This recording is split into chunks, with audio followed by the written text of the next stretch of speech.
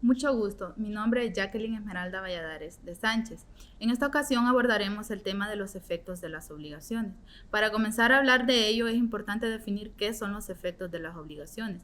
Estas son las consecuencias que se originan a partir del incumplimiento de una obligación, ya sea respecto al acreedor o al deudor, como sea en el caso dentro de un acto o contrato.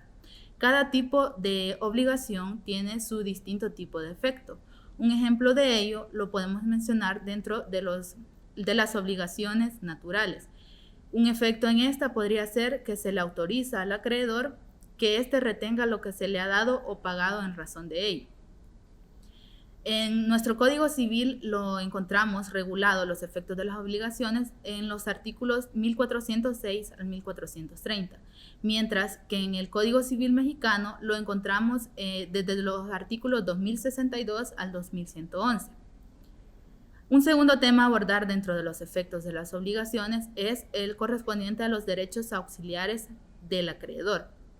Estos son aquellos que la ley le confiere o le otorga al acreedor en este caso para evitar el menoscabo en el patrimonio de cada uno de los deudores en un determinado acto o contrato.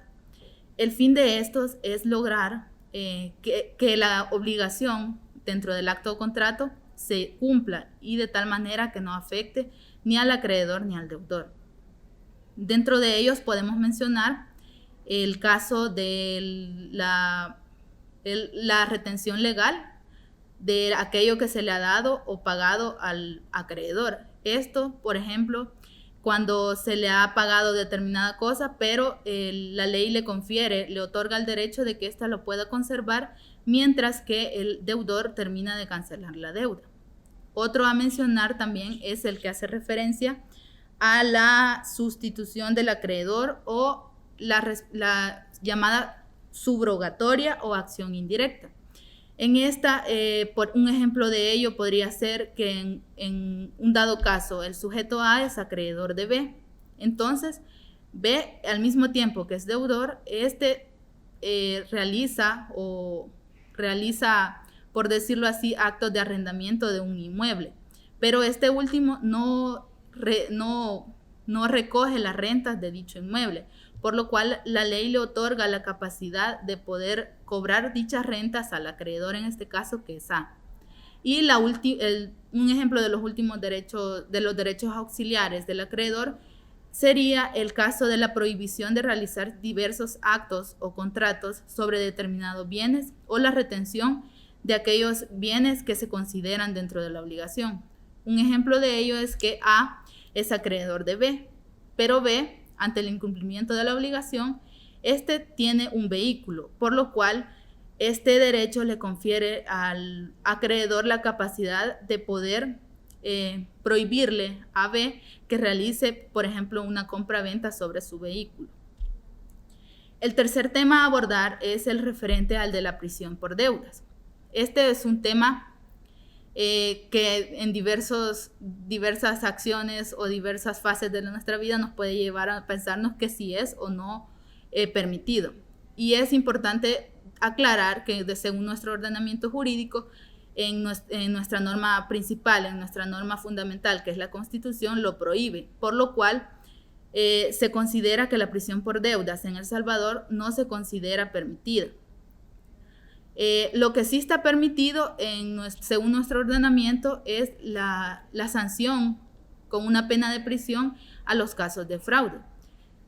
Lo que diferencia al fraude y a la deuda es que en el fraude el sujeto activo se prevé la situación mediante engaño antes de celebrar el acto o contrato, prevé la situación de que va a obtener algún beneficio patrimonial con el acto o contrato a celebrar, mientras que en la deuda simplemente el deudor deja de pagar sin ningún otro motivo, es decir, no prevé esa situación.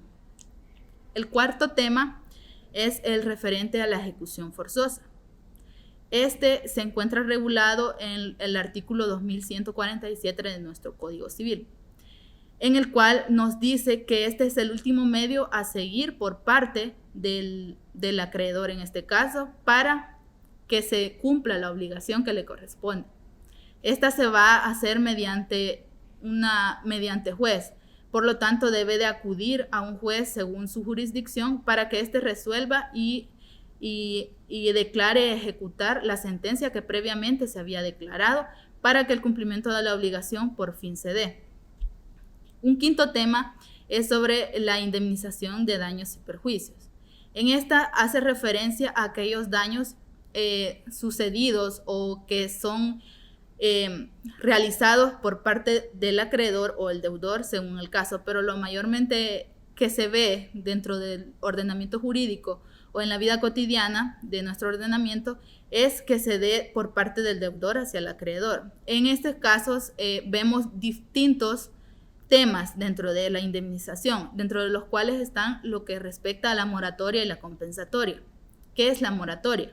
La moratoria es el plazo que se le otorga para poder solventar una deuda que ya ha sido vencida, mientras que la compensatoria es la extinción de dos deudas existentes en sentido inverso entre dos personas. Además de ello, dentro de la indemnización se ve lo que es el caso fortuito y fuerza mayor, la cual se encuentra regulada en nuestro ordenamiento jurídico en el artículo 43 del Código Civil. Dentro de la doctrina hace la diferencia a que el caso fortuito se refiere a aquellos casos en los que han sido por acciones o por cosas de la naturaleza, por ejemplo, inundaciones o terremotos, mientras que la fuerza mayor se refiere a aquellos casos en los que ha sido por acciones del hombre, es decir, por ejemplo, algún secuestro o que alguien atropella a una persona, razón por la cual se imposibilita la posibilidad, valga la redundancia, de poder realizar o cumplir la obligación pactada en el acto o contrato. Y también dentro de la indemnización tenemos lo que respecta a la culpa y el dolo, regulada en el artículo 42 de nuestro Código Civil.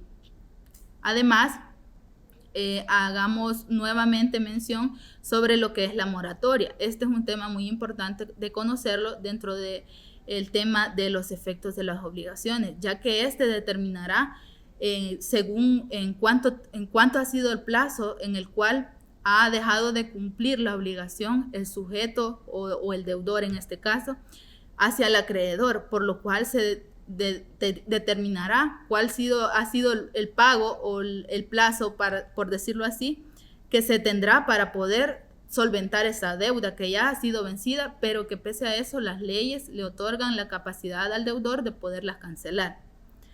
Como séptimo tema tenemos la evaluación de perjuicios. Dentro de estas se pueden dividir en tres, las cuales son la legal, la judicial y la convencional.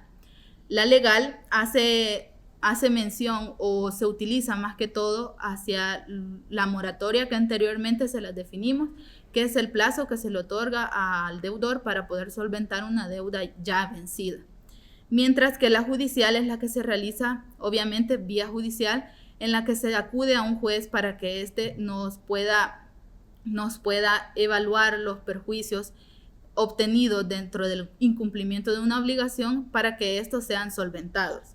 Y la convencional, que tiene referencia o hace hincapié hacia lo que es la cláusula penal.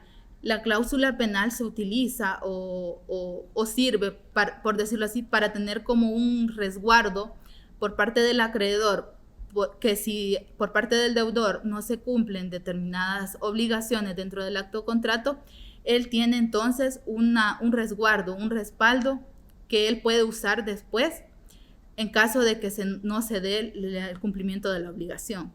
Y por último tenemos lo que corresponde a los derechos auxiliares. Dentro de ellos están la acción pauliana o revocatoria, el beneficio de separación del patrimonio. En un ejemplo a mencionar del de la separación del patrimonio es como, por ejemplo, cuando una persona muere y deja ya sea una herencia o de forma intestada sus seres que han quedado en vida. Entonces estos tienen la capacidad de poder separar sus bienes que son de su propiedad y los bienes de los cuales les sucedió el que murió, de tal manera que sus bienes no serán afectados a largo plazo o a corto plazo si en dado caso se encontraba dentro de algún proceso la persona que falleció, de tal manera que esto ayuda a que las personas puedan seguir suceder a quien murió y no afectar su patrimonio. Hay que recordar también que la transmisión es la que se da de un muerto hacia un vivo, es decir, una persona que muere de manera intestada o testamentaria sucede a otras personas, mientras que la transferencia, la que llamaremos así, es la que se da entre vivos, es decir, si yo celebro un acto o contrato entre otra persona, a eso se llama transferencia. Es importante conocer la diferencia de esto en este tema. Y por último tenemos la de la sustitución del acreedor, que anteriormente se las mencionaba, que hace referencia a la acción indirecta, oblicua o subrogatoria.